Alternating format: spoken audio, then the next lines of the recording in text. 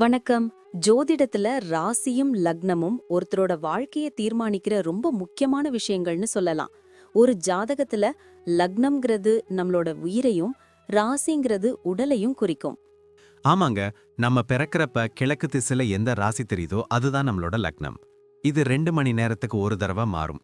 அதனால ஒரு நாளைக்கு 12 லக்னங்கள் மாறி மாறி வரும். அதனால தான் லக்னம் ரொம்ப துல்லியமான தகவல்களை கொடுக்குன்னு சொல்றாங்க. சரியா சொன்னீங்க. லக்னம் ஒருத்தரோட குணாதிசயங்கள், உடல் அமைப்பு, மனசு எப்படி இருக்கும், அவரோட செயல்பாடுகள், ஆயுசு, எதிர்காலம்னு எல்லாத்தையும் சொல்லும். ராசிங்கிறது நம்ம பிறக்கறப்ப சந்திரன் எந்த ராசியில இருக்காரோ அதுதான் நம்ம ராசி. சந்திரன் ஒரு ராசியில 2.25 நாள் இருப்பாரு. அதனால ஒரே ராசியில நிறைய பேர் பிறந்திருக்கலாம். சந்திரன் மனசுக்கு அதிபதின்னு சொல்றதால ராசி நம்மளோட மனநிலை, எண்ணங்கள், உணர்வுகளை பத்தி சொல்லும். தினமும் பார்க்குற ராசி பலன் கூட இந்த சந்திர ராசியை வச்சு தான் சொல்லுவாங்க. ஜோதிட ரீதியா பார்த்தா லக்னம் தான் ஒருத்தரோட முழு வாழ்க்கையும் தீர்மானிக்கிற முக்கிய காரணி. ஆமாங்க. நம்மளோட ஆளுமை, சிந்தனை, செய்யற வேலைகள், அதிர்ஷ்டம்னு எல்லாத்துலயும் லக்னம் தான் முக்கிய பங்கு வகிக்கும். ராசி அதுக்கு துணையா செயல்படும். ஒருத்தருக்கு லக்னமும் ராசியும் ரெண்டும் நல்லா இருந்தா அவரோட வாழ்க்கை நல்ல முன்னேற்றமா இருக்கும். மேலும் லக்னம் மற்றும் ராசிக்கு அதிபதியான கிரகங்கள் ஜாதகத்துல எப்படி இருக்குங்கிறதையும் பார்க்கணும். ஒரு கிரகம் லக்னப்படி கெடுதல் பண்ற மாதிரி இருந்தாலும் ராசிப்படி அதே கிரகம் நல்ல பலன்களை கொடுத்தா அந்த கெடுதல் குறைஞ்சு நல்லதாவே மாற வாய்ப்பு இருக்கு.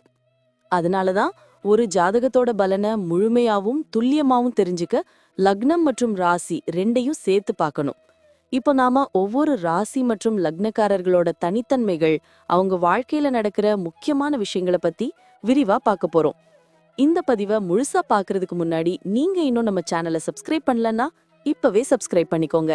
பக்கத்துல இருக்கிற பெல் பட்டனையும் கிளிக் பண்ணி வைங்க. அப்போதான் நம்ம போடுற ஒவ்வொரு புது பதிவும் உங்களுக்கு உடனே தெரியும். சரி வாங்க, இனி வீடியோக்குள்ள போகலாம்.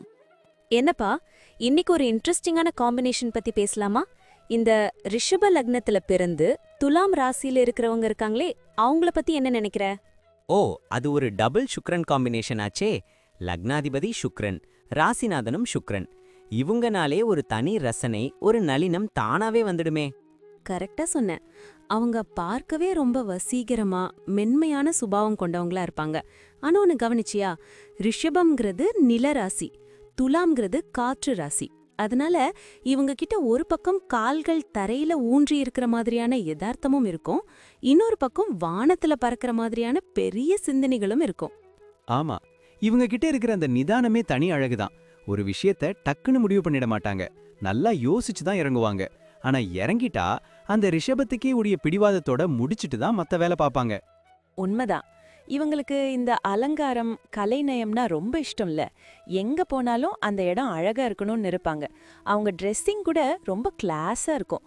ஆனா அநியாயத்தை பார்த்தா மட்டும் இவங்க கிட்ட இருக்கிற அந்த அமைதி காணாம போயிடும். ரொம்ப கண்ணியமா ஆனா ஸ்ட்ராங்கா தட்டி கேட்பாங்க. இவங்க குடும்ப வாழ்க்கை எப்படி இருக்கும்? குடும்பத்துல இவங்க ஒரு முக்கியமான பில்லர் மாதிரி எல்லாத்தையும் சமமா பாப்பாங்க. குறிப்பா அவங்க வாழ்க்கை துணை கிட்ட ஒரு பெஸ்ட் ஃப்ரெண்ட்ஷிப் எதிர்பார்ப்பாங்க. வீட்டுக்கு வர்ற விருந்தாளிகளை உபசரிக்கிறதுல இவங்கள அடிச்சுக்கவே முடியாது. ஆனா அந்த ரிஷப லக்னத்தோட பிடிவாதம் அப்பப்போ தலை தூக்கும். அதை மட்டும் கொஞ்சம் அட்ஜஸ்ட் பண்ணிக்கிட்டா இவங்க வீடு ஒரு நந்தவனம் தான். பிசினஸ் பத்தி சொல்லவே வேணாம்னு நினைக்கிறேன். சுக்கிரன் ஆதிக்கம்னாலே இந்த ஜவுளி, நகை, வாசனை திரவியம், ஹோட்டல் பிசினஸ் இதெல்லாம் இவங்களுக்கு திருநெல்வேலி அல்வா மாதிரி இல்ல? ஆமாப்பா. குறிப்பா பெண்கள் சம்பந்தப்பட்ட பொருட்கள் அல்லது அழகு சாதன பொருட்கள் வியாபாரம் இவங்களுக்கு அமோகமா வரும். வாடிக்கையாளர்கள் கிட்ட ரொம்ப கனிவா பேசுவாங்க. அதுவே அவங்களுக்கு பெரிய பிளஸ். அதே சமயம் இவங்க கிட்ட வேலை செய்யறவங்களுக்கு தகுந்த மரியாதை கொடுப்பாங்க. ஆனா கணக்கு வழக்குல மட்டும் ரொம்ப கராரா இருப்பாங்க. சரி, உத்தியோகத்துல இருக்கிறவங்க எப்படி? ஆஃபீஸ்ல இவங்க மேசை எப்பவும் நீட்டா அடுக்கா இருக்கும். இந்த பேங்க் செக்டார், அட்மினிஸ்ட்ரேஷன் இல்லனா மீடியா துறையில இவங்க பெரிய லெவல்ல வருவாங்க. மத்தவங்க 3 மணி நேரம் செய்யற வேலைய இவங்க 1 மணி நேரத்துல பக்கா குவாலிட்டியோட முடிச்சிட்டு போயிட்டே இருப்பாங்க. பண விஷயத்துல இவங்க ரொம்ப பிளான் பண்ணுவாங்களோ? கண்டிப்பா. சேமிப்புல இவங்க கில்லாடி. ஆனா ஒரு சிக்கல் என்னன்னா, ஏதாவது ஒரு கலைநயமிக்க பொருளோ இல்ல அவங்களுக்கு பிடிச்ச பொருளோ பார்த்தா விலைய பார்க்கப்ப வாங்கிடுவாங்க. நிலம், தங்கம்னு இன்வெஸ்ட் பண்றதுல இவங்களுக்கு ஆர்வம் அதிகம். 30 வயசுக்கு மேல இவங்க லைஃப்ல ஒரு பெரிய எக்கனாமிக் growth இருக்கும். ஹெல்த் விஷயத்துல என்னென்ன கவனிக்கணும்? ரிஷபம்ன்றதால தொண்டை, தைராய்டு பிரச்சனை வர வாய்ப்பு இருக்கு. துலாம்ன்றதால கிட்னி, முதுகு தண்டுவடம் சம்பந்தமான விஷயத்துல கேர்ஃபுல்லா இருக்கணும். முக்கியமா ஸ்வீட்ஸ்னா இவங்களுக்கு ரொம்ப பிடிக்கும். அதை கொஞ்சம் குறைச்சிக்கிட்டு நிறைய தண்ணி குடிக்கணும்.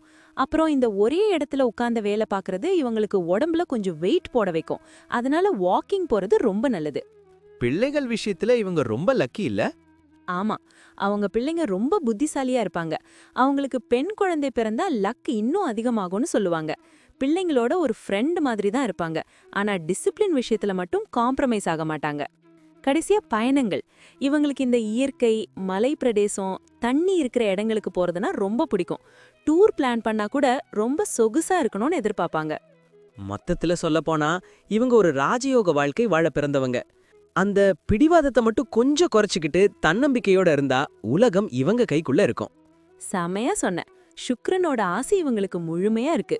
நன்றி. நான் இப்போ சொன்ன விஷயங்கள் எல்லாம் பொதுவான பலன்கள் மட்டும்தான். உங்களுடைய சுயஜாதகத்தை பொறுத்து சில விஷயங்கள் மாறுபட வாய்ப்பிருக்கு. ஆனாலும் நான் சொன்ன பெரும்பாலான விஷயங்கள் உங்க வாழ்க்கையில நடக்கும்னு நம்புறேன். இந்த வீடியோ உங்களுக்கு பிடிச்சிருந்துச்சுன்னா நான் அடுத்து பாகம் 2 எடுக்க தயாரா இருக்கேன். பாகம் 2 வேணும்னா பாகம் 2ன்னு டைப் பண்ணுங்க. நிறைய நண்பர்கள் பாகம் 2 கேட்டா சீக்கிரமே பாகம் 2 வீடியோவை பதிவு செய்றேன். இந்த வீடியோ உங்களுக்கு பிடிச்சிருந்தா லைக் பண்ணுங்க, ஷேர் பண்ணுங்க, நம்ம சேனலை சப்ஸ்கிரைப் பண்ணுங்க, பக்கத்துல இருக்கிற ஆல் பட்டனை கிளிக் பண்ணி வச்சுக்கோங்க. அப்போதான் நாங்க போடுற வீடியோக்கள் உங்களுக்கு உடனுக்குடன் நோட்டிஃபிகேஷனா வரும். உங்களுடைய எதிர்கால வெற்றிக்கு என்னுடைய வாழ்த்துக்கள். நன்றி. வாழ்க வளமுடன்.